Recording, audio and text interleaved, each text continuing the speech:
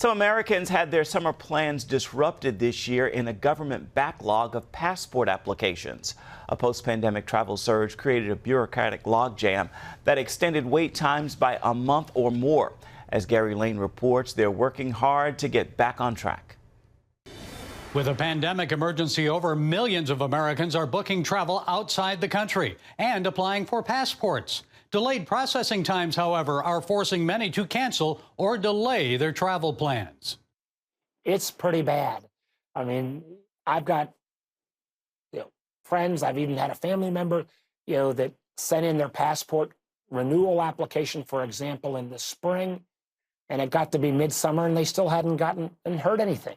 That includes Miranda Richter, who planned to take her family on a June trip to Italy and Croatia. Although she applied for their passports 3 months before, a rejected photo prevented her from receiving the passports in time, forcing her to cancel. Just complete sadness and disappointment. I realized that I am just one of hundreds of people who are in this situation. So why the backlog? Virginia Senator Mark Warner serves on the Finance Committee overseeing customs and international trade. He explains everything changed when the COVID emergency ended in May. Americans wanted to travel, and new passport and renewal applications skyrocketed from a low of 11 million during the pandemic to 25 million this year. That rush meant wait times went from about 8 weeks to 13. Before COVID, travelers wanting an expedited passport could get one within 2 to 4 weeks. Now, the wait time is up to 9 weeks. So the perfect storm of people wanting to travel, the downturn during COVID, and the hiring freezes that didn't allow new people to be brought on has created a real challenge. State Department employees are working weekends and nights to ease the strain, processing 400,000 applications per week.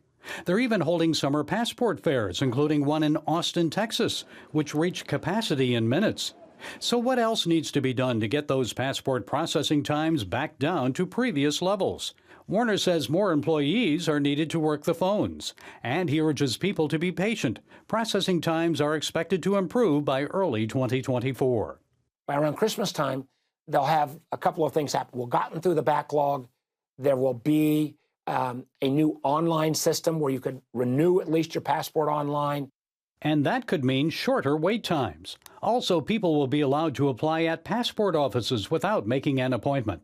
As for those short-term mission trips planned by churches and Christian organizations for the summer months, in a statement to CBN News, the Southern Baptist International Mission Board said, quote, "Thankfully, due to processes which allow plenty of time for travel-related necessities, we've not seen a major impact on short or long-term mission endeavors related to our organization."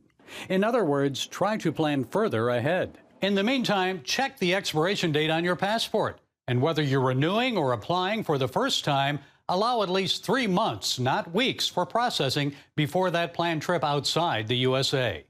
Gary Lane, CBN News.